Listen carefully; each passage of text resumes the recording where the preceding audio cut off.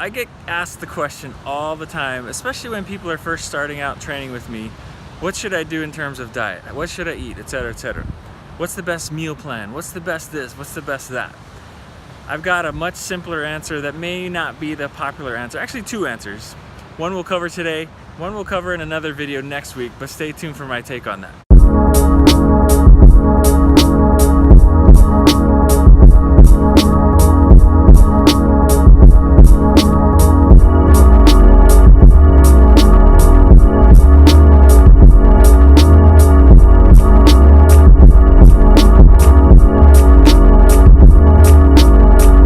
Hey, what's up guys? Aloha. Just cruising around the beach a little bit, now getting a beat down from the sun. Not sure why I chose to film this time of day, but here we are. It's Friday, Aloha Friday. We got to do a little video and let's talk about food on this beautiful Friday. So, like I was saying in the intro, a lot of times people will come to me and say, hey, I want to do this and this with my workout program. This is my goal. What do I need to do in terms of my eating? What meal plan, what diet should I be on, etc., etc.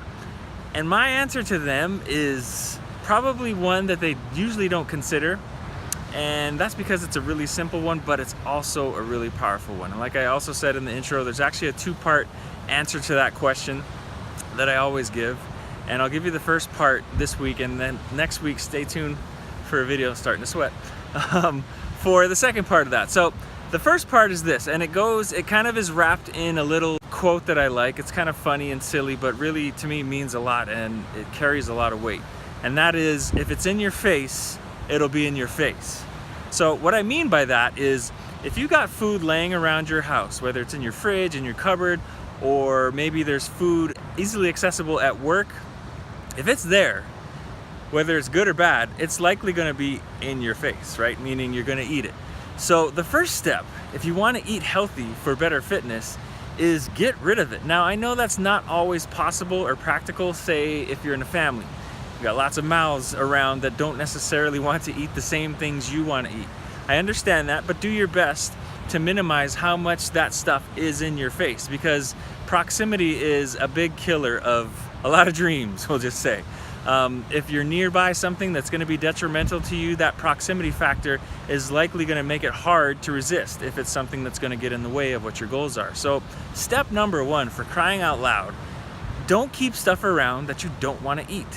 Get rid of it. You don't have to throw it away if being wasteful is a concern of yours, which for me it would be, especially in Hawaii because food's expensive. But regardless, wasting food is not a good thing, right? So give it to somebody.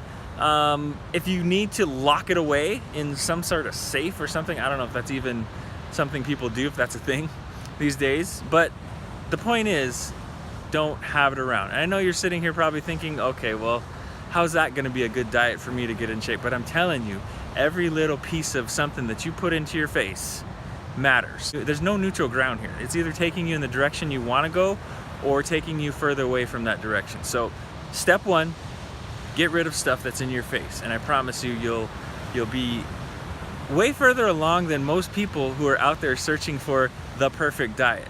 Because first of all, that diet doesn't exist. Second of all, if you don't take care of some preliminary preparations for yourself so that you don't trip yourself up down the road, then it doesn't matter what diet you're on, right? You could be on the best diet in the world, but if you've got junk laying around, it doesn't matter.